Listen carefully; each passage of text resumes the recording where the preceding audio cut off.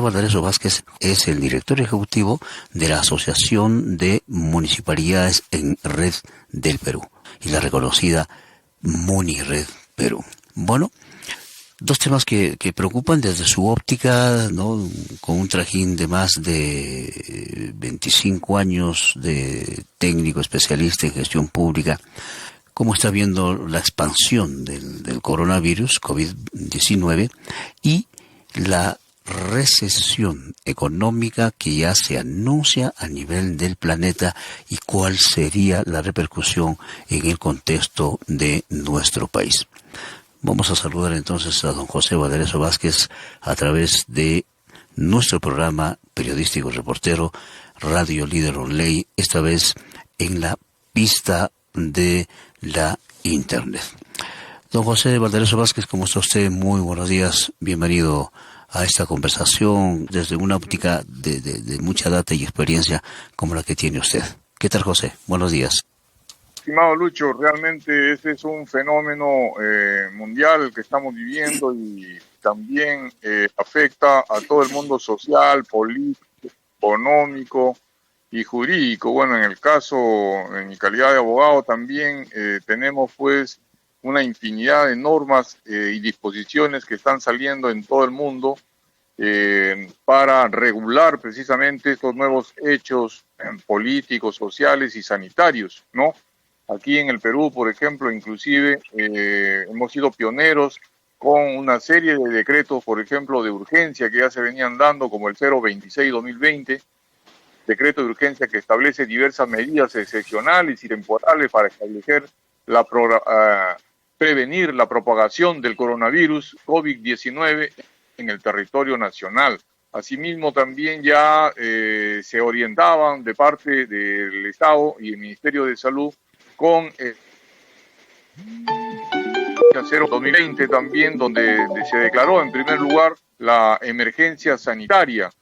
Tras la emergencia sanitaria hemos venido precisamente con el decreto supremo número 044-2020 PCM, decreto mediante el cual se declara ya el estado de emergencia nacional por las graves circunstancias que afectan la vida de la nación a consecuencia de este brote del COVID-19.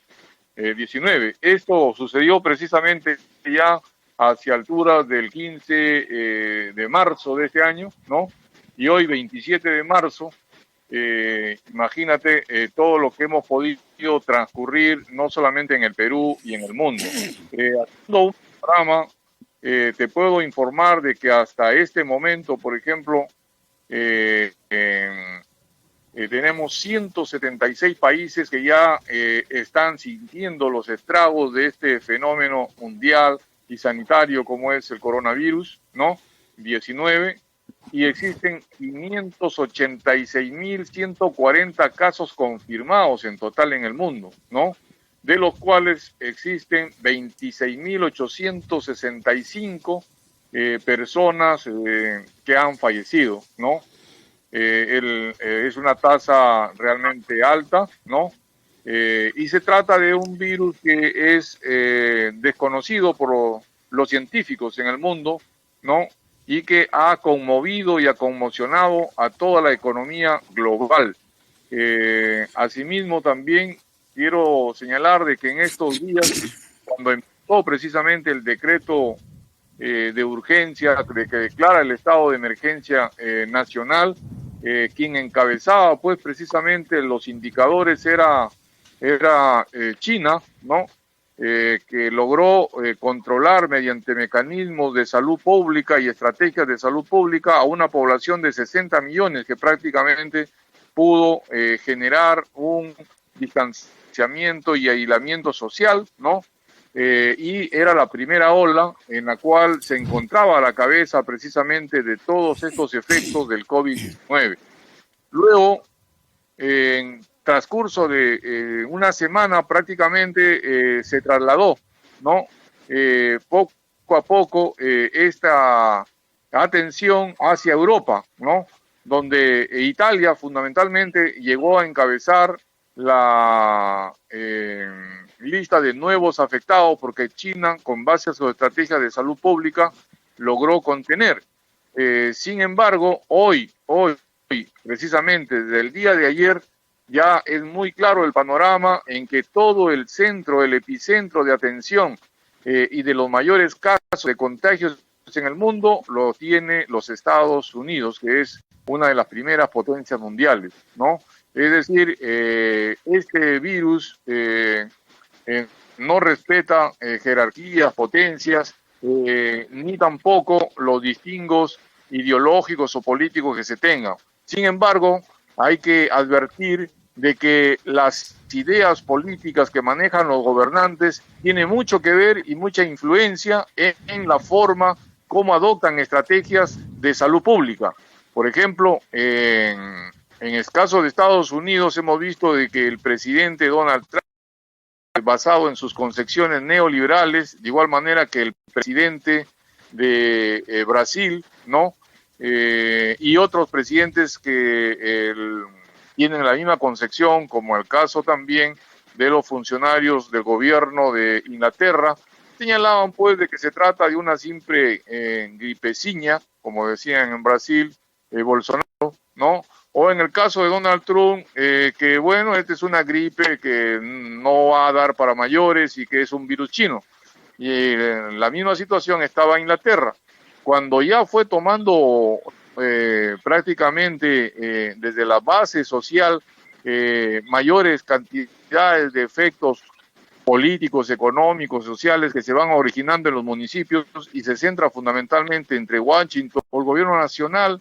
En el caso de Estados Unidos, ¿no? Con esa concepción liberal decía, bueno, aquí la salud pública es para los americanos, sin importarle las inmigrantes, ¿no?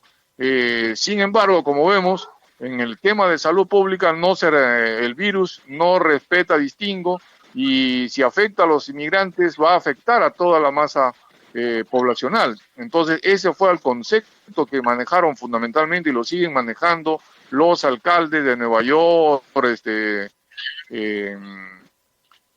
Washington, etcétera, ¿no? Y hoy, precisamente por no hacer caso a este tipo y mantenerse en concepciones ideológicas equivocadas, donde lo fundamental para ellos es el aspecto económico antes que el aspecto humano y social, hoy vemos pues estas consecuencias y esta expansión que vamos todo el mundo porque si este virus no se detiene, las consecuencias son muy drásticas para todo el planeta. Ahora, en el caso peruano hemos tenido una estrategia mucho más acertada con el presidente Vizcarra desde el primer día, ¿no? Que es la estrategia que han venido también manejando Cuba, China y los países que tienen cierta orientación al desarrollo de políticas públicas en educación y salud, llamados también países socialistas, ¿no?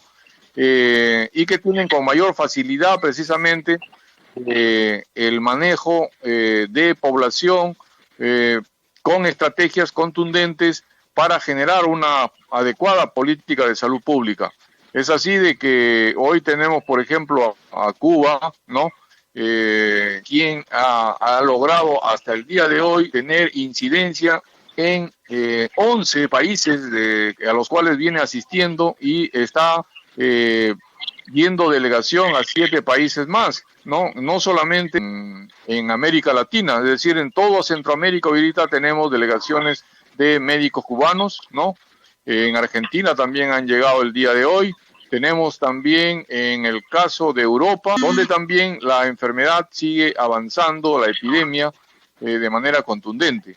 En el caso nuestro peruano, muy bien, el Ministerio de Salud ha emitido una serie de normas fundamentalmente para la prevención y esta prevención como una obligación de los gobiernos subnacionales, principalmente los gobiernos regionales, de elaborar, conducir los planes de contingencia, ¿no? De los cuales existen, pues, lamentablemente, como siempre, algunos gobiernos regionales que no han cumplido, pero es una minoría, con elaborar estos planes de contingencia. Bueno, y no se puede, pues, hoy tener este tipo de fallos en la administración pública porque afectan a toda la ciudadanía, ¿no? Afectan al principal elemento de la vida en el planeta, que es precisamente la especie humana al lado de todas las especies animales y los ecosistemas en general, con quienes debemos mantenernos en equilibrio. Hoy, pues, está demostrándose de que esta ruptura del equilibrio entre hombre, naturaleza y ambiente es la consecuencia que estamos viviendo, y políticas equivocadas que agreden a la naturaleza y al ambiente, ¿no? Y que no manejan precisamente el interés público general de la sociedad, sino basado en intereses particulares, son las que han colocado precisamente en una gran crisis de civilización que está viviendo toda la humanidad.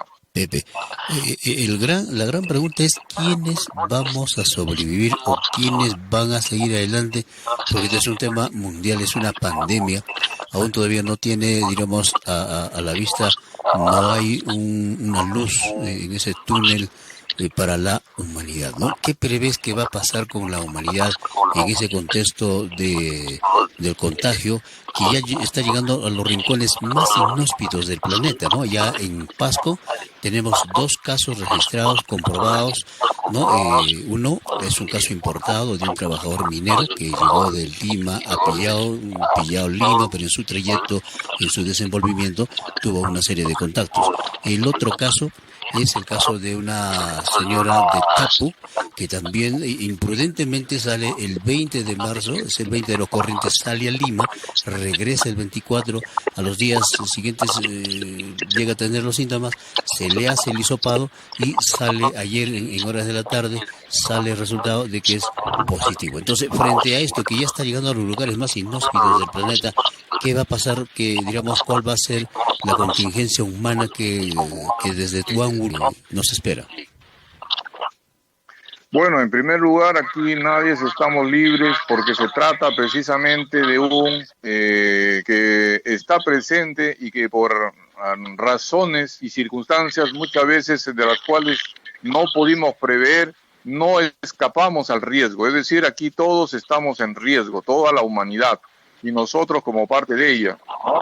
Y este riesgo es tan alto debido a que las políticas equivocadas del neoliberalismo que hemos vivido en los últimos 30 años y que sobrepusieron los valores del mercado, los valores económicos a los valores sociales y valores del humanismo, debilitaron la educación y la salud en todas las administraciones gubernamentales a nivel mundial.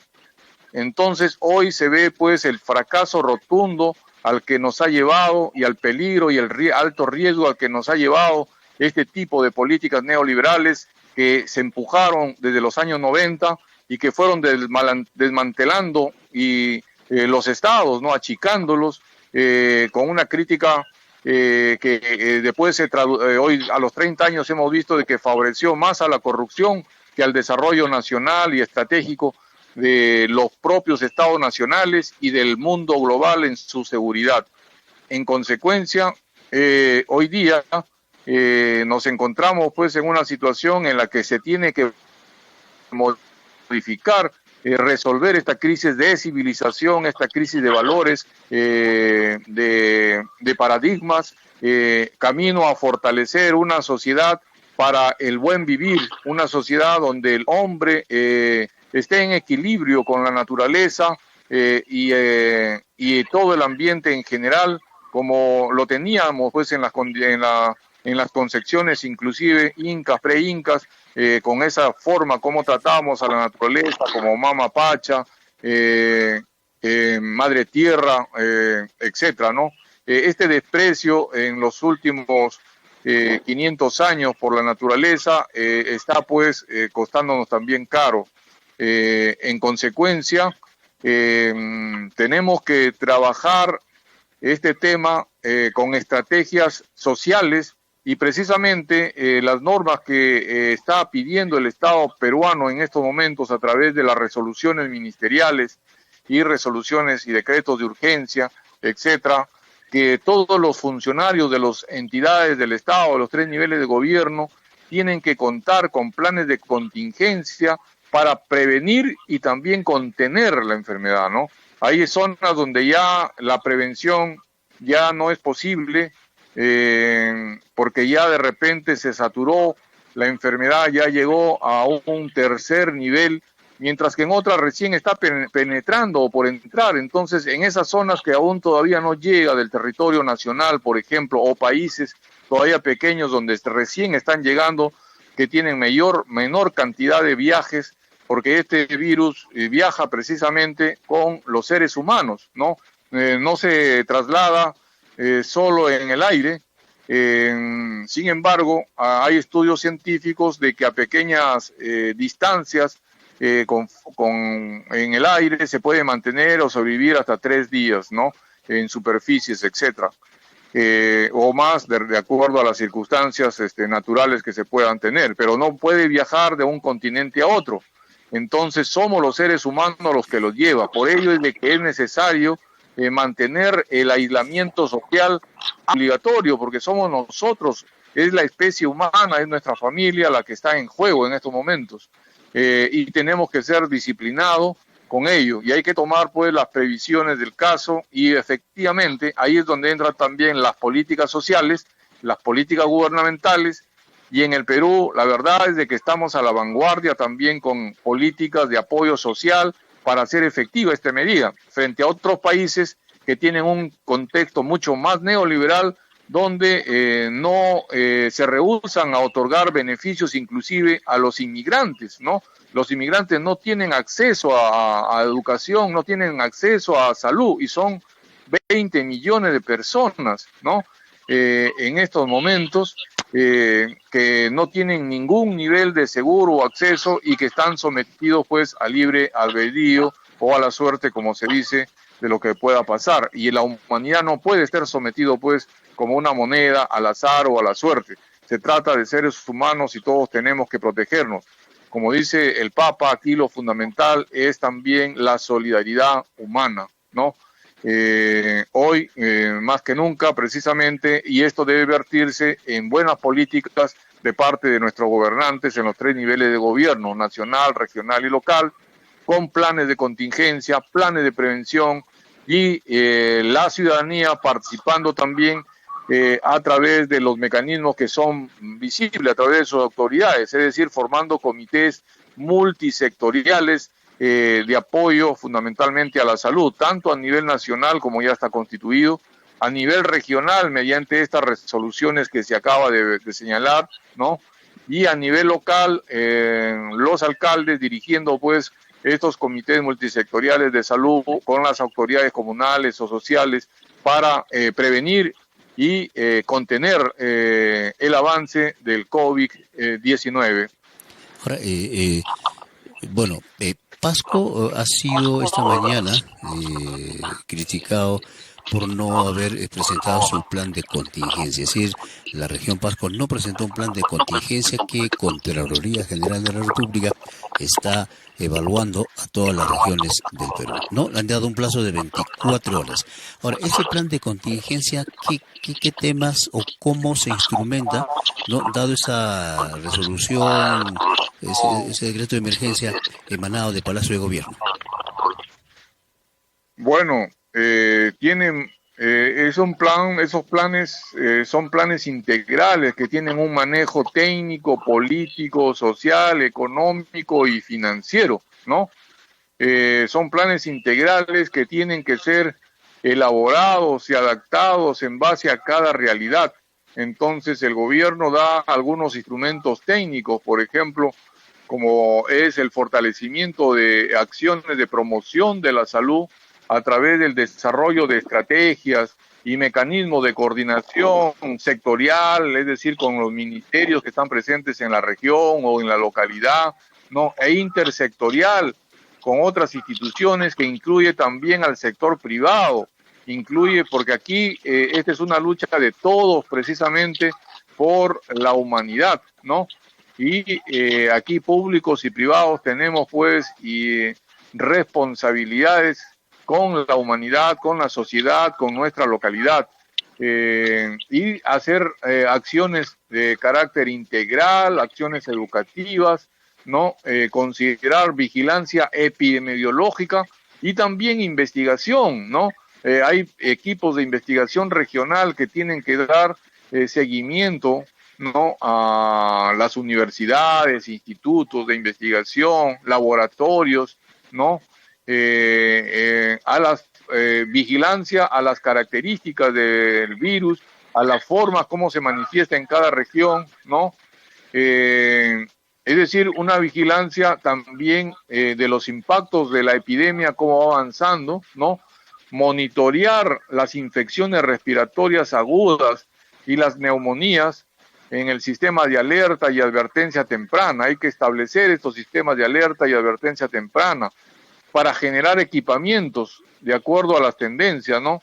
De acuerdo a las tendencias, a adquirir material biomédico, bioseguridad, respiradores mecánicos que son necesarios, es decir, a la logística y la infraestructura, ¿no? Y los recursos humanos también, porque definitivamente los impactos pueden ser diferentes o distintos en una región a otra, porque lo fundamental aquí es el aislamiento. Lo fundamental es aislar al virus, hacer de que el virus no corra por las calles, no corra por los corredores económicos, territoriales, y que se pase de una región a otra, ¿no?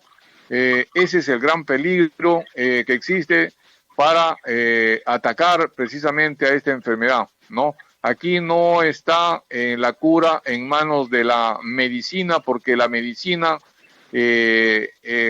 como elementos importantes, aún frente a este nuevo virus, no existe una medicina eficaz, efectiva. Todo está en estudio aún, ¿no? Y es más, los científicos señalan de que conseguir una vacuna durará más allá de un año. Esperemos de que están haciéndose esfuerzos para que se haga antes, pero va a ser imposible, dado la situación como se viene presentando. Tiene que haber pruebas, validez científica, ¿no? ¿Y de qué hacemos de aquí a un año? Entonces se señala también de que si nos descuidamos puede hacer brote y rebrote de la enfermedad.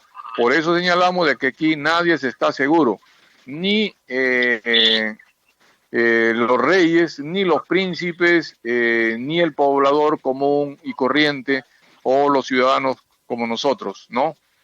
Sí, pues efectivamente, este ha sido o es uno de los temas más democráticos que nos asiste evitarnos en esta tierra. Ahora, Pepe, finalmente, la situación económica. Se habla ya de una recesión, ¿no? Una recesión económica la que va a ocurrir en el mundo, ¿no? El Fondo Monetario Internacional ya lo ha advertido.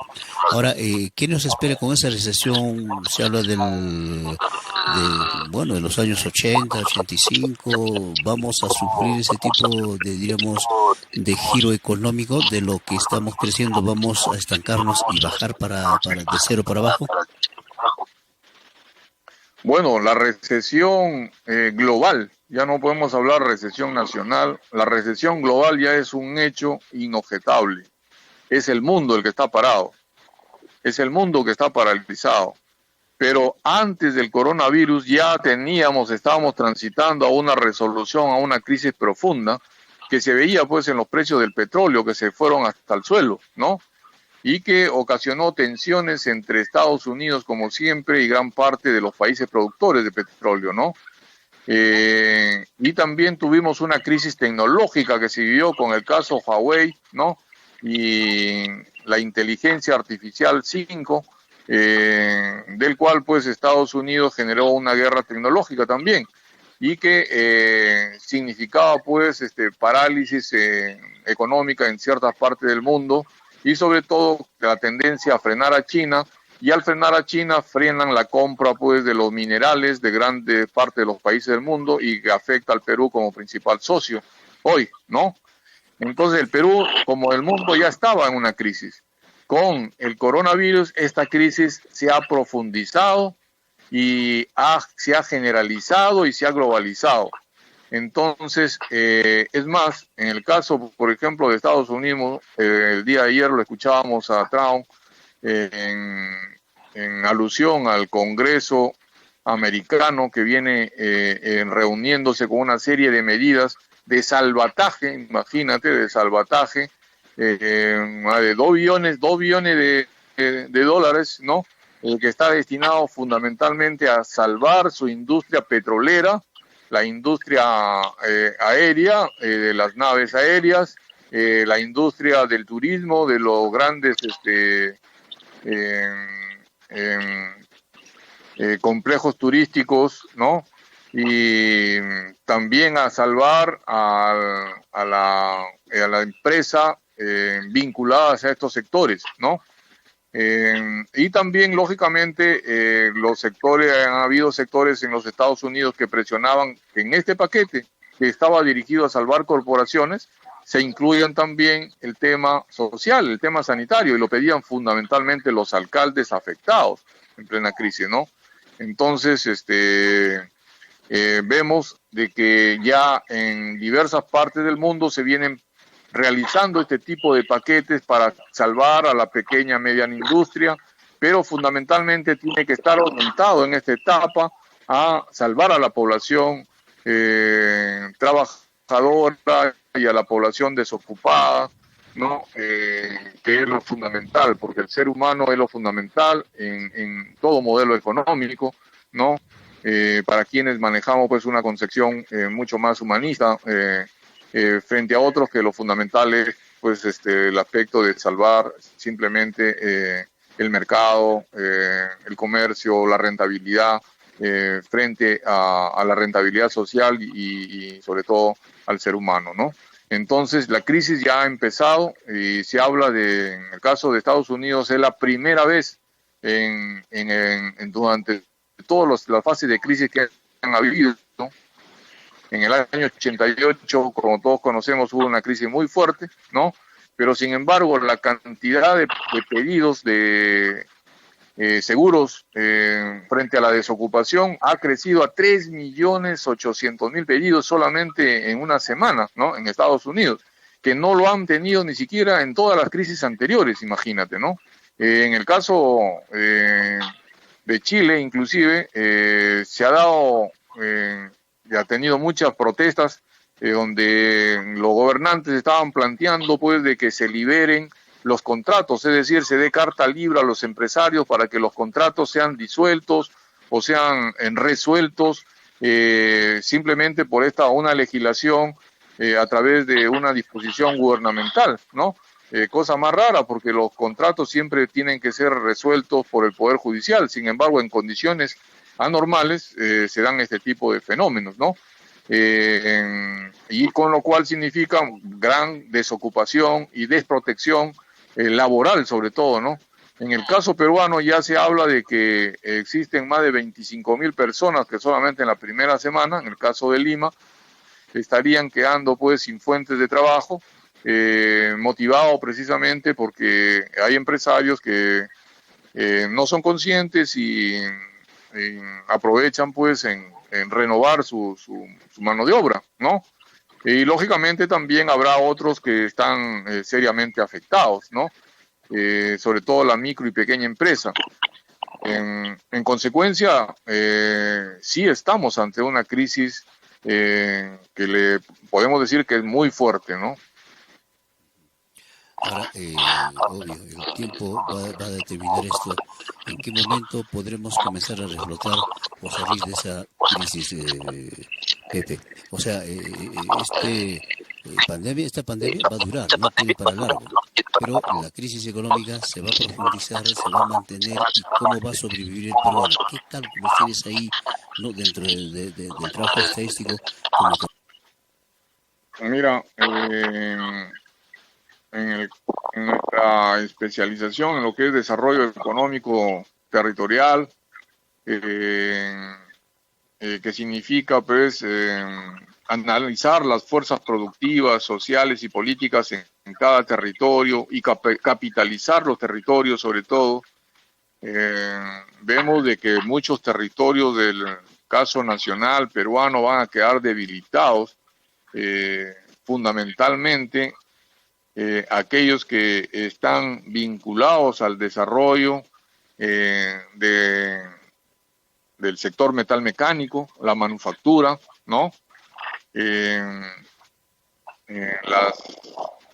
en el corto plazo también no se prevé una reactivación de grandes pedidos de minería porque el Perú es un país donde lamentablemente tenemos un modelo económico primario exportador, es decir, que depende de los precios internacionales y de la demanda internacional de metales, ¿no? Y no estamos en un momento en el cual la industria china tiende hacia un repunte, que es la gran fábrica del mundo, sino que China poco a poco va a ir recuperándose y China también va a tener que cambiar, y ya está haciéndolo, su patrón energético, es decir, pasar de la energía sucia que hemos vivido los últimos 200 años del petróleo hacia las energías renovables. China ya está comenzando a producir millones de vehículos que ya tiene planteado basado en energía solar, y esto también afecta a la economía mundial y americana y a las economías también de nuestros países que están basados en el petróleo, ¿no? Que están basados en viejos esquemas de producción, ¿no? Porque lamentablemente los gobernantes no han tenido una previsión de estos cambios en el mundo y no nos han llevado a cambiar la matriz energética de largo plazo como sector estratégico basado en tecnologías limpias, que es la tendencia en el mundo, porque el mundo ya no se puede sostener en base a métodos, técnicas y de producción antiguos que ya no generan rentabilidad, ¿no? Y que al no generar rentabilidad son industrias que tienden a la muerte, se hunden y generan desempleos. Entonces tenemos que ir marchando hacia una nueva visión del desarrollo, ¿no? Pero no podemos hablar de una visión de largo plazo si es que no pasamos esta gran crisis mundial. Entonces estamos viendo de que el fenómeno de no tener una vacuna en los próximos, por lo menos en el corto plazo, que es un año, ¿no? Va a significar de que durante ese año todavía vamos a tener grandes oleadas de sacudones de crisis económica, política y social, ¿no? Porque la salud afecta también a las fuerzas productivas, que es el hombre, ¿no? Como principal elemento para la movilización de las maquinarias, equipos y la tecnología.